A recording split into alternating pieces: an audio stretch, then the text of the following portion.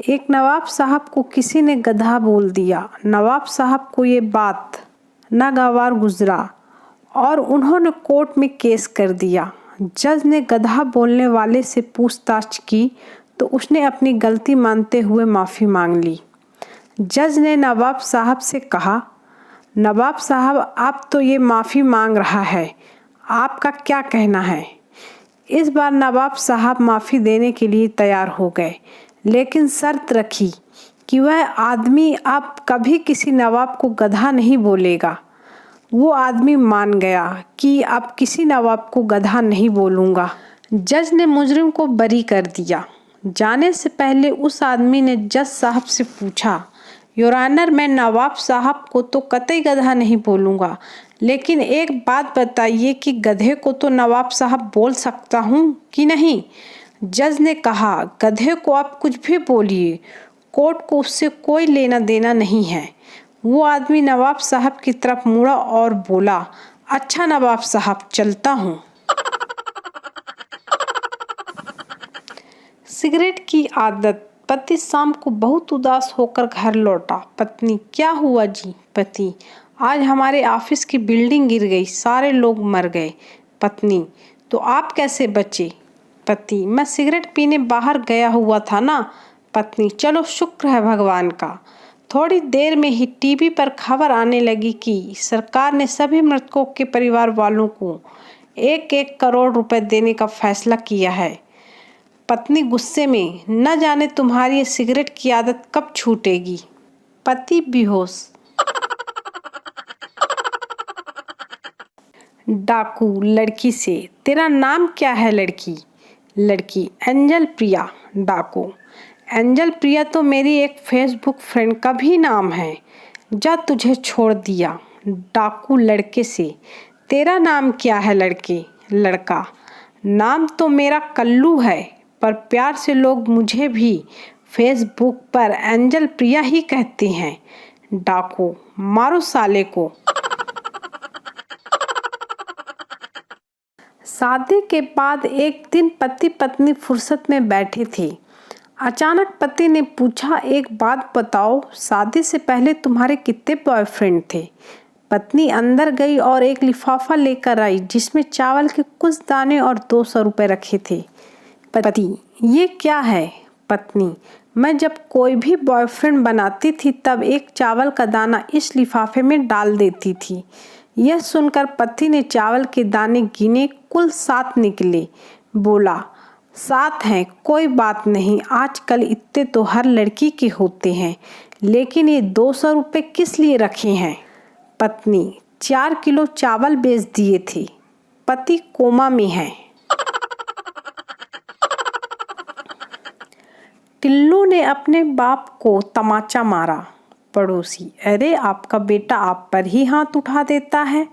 बाप, क्या करूं, ये गधा अपनी माँ पर गया है। पड़ोसी बेहोश। पत्नी, देखो बाहर बारिश हो रही है, मौसम कितना हसीन है, आपका क्या प्लान है? पति, मेरा तो वही है, 178 में 1 GB का 28 दिन के लिए। पत्नी, मर जाओ इस फोन में घुसकर।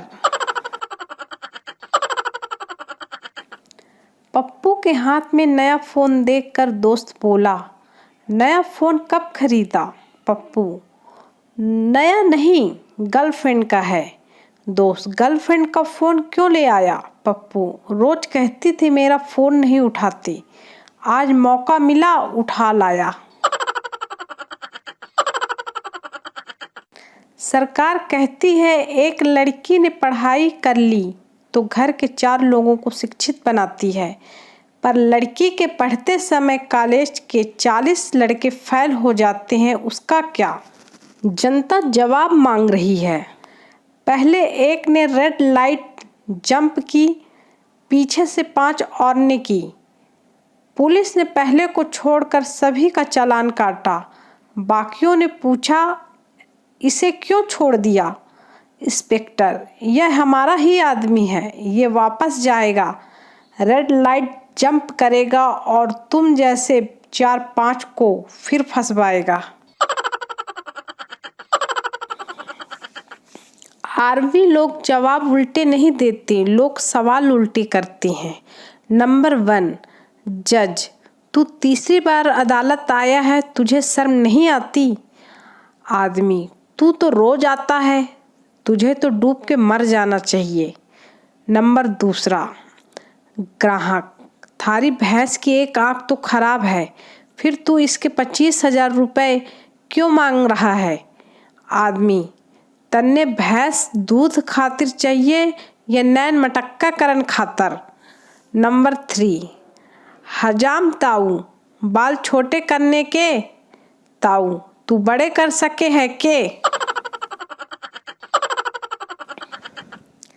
टीचर, खुशी का ठिकाना ना रहा, इस मुहावरे का क्या मतलब है? पप्पू, खुशी घर वालों से छिपकर रोजाना अपने बॉयफ्रेंड से मिलने जाती थी। एक दिन उसके पापा ने बॉयफ्रेंड के साथ देख लिया और खुशी को घर से निकाल दिया। अब बेचारी खुशी का ठिकाना ना रहा। टीचर बेहोश। गुरुजी, मंदिर में पुरुष ही पुजारी क्यों होते हैं? पप्पू, ताकि लोग भगवान पर ध्यान दें। एक सुंदर युवती दवाइयों की एक दुकान के सामने काफी देर तक खड़ी थी। दुकान का मालिक उसे शक की नजर से घूर रहा था। बहुत देर बाद जब दुकान में कोई ग्राहक नहीं बचा, लड़की ने एक सेल्समैन को धीरे से एक किनारे बुलाया। दुकानदार मालिक अब और भी ज्यादा चौकन्ना हो गया। लड़की ने धीरे से एक कागज सेल्समैन की ओर बढ़ाया और धीरे से कुछ कहा। विवाह क्या है? विवाह वह खूबसूरत जंगल है जहाँ बहादुर शेरों का शिकार हिरणियां करती हैं। शादी मतलब आज सुनते हो से लेकर बहरे हो गए हो क्या तक का सफर। शादी मतलब तेरे जैसा कोई नहीं से लेकर तेरे जैसे बहुत देखे हैं तक का सफर। शादी का मतलब आप रहने दीजिए से लेकर मेहरबानी करके आप तो रहने ही दो तब तक का सफर। शादी मतलब कहाँ गई थी जान से लेकर कहाँ मर गई थी तक का सफर। शादी मतलब आप मुझे नसीब से मिले हो से लेकर नसीब फूटे थे जो तुम मिले तक का सफर। शादीशुदा जिंदगी कश्मीर जैसी है, खूबसूरत तो है परंतु आतंक बहुत है। चूहा पार्टी में 4 पैक लगाकर मस्त था। बिल्ली बोली आज पार्टी न होती तो मैं तुझे खा जाती। चूहा, चली जा वरना लोग कहेंगे नसों में औरत पे हाथ उठा दिया। चूहों की गैंग तलवार लेकर भाग रही थी। शेर ने पूछा क्या हुआ, तुम लोग इतने गुस्से में क्यों भाग रहे हो? चूहा, हाथी की बेटी को किसी ने प्रपोज किया है और साला नाम हमारा आ रहा है, लाशें बिछा देंगे लाशें। लड़कियों के तो जलवे हैं, शादी से पहले पापा की परी और शादी के बाद घर की लक्ष्मी। लड़कों का क्या है, शादी के पहले पापा से पिटते हैं और शादी के बाद बीवी से। पप्पू, सर जी लोग हिंदी या इंग्लिश में ही बात करते हैं, मैथ्स में क्यों नहीं? टीचर, ज़्यादा 3-5 ना कर, 9-2 11 हो जा वरना 5-7 खींच के दूंगा। 6 के 36 नज़र आओगे और 32 के 32 बाहर आ जाएंगे। पप्पू, बस सर हिंदी और इंग्लिश ही ठीक है, मैथ्स वाकई खौफनाक सब्जेक्ट है।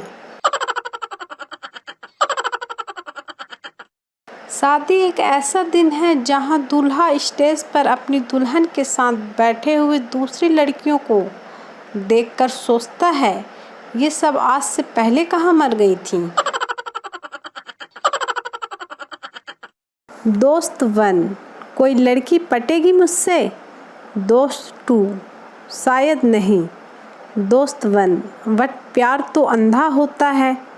दोस्त 2, भाई प्यार अंधा होता है, लड़कियां नहीं।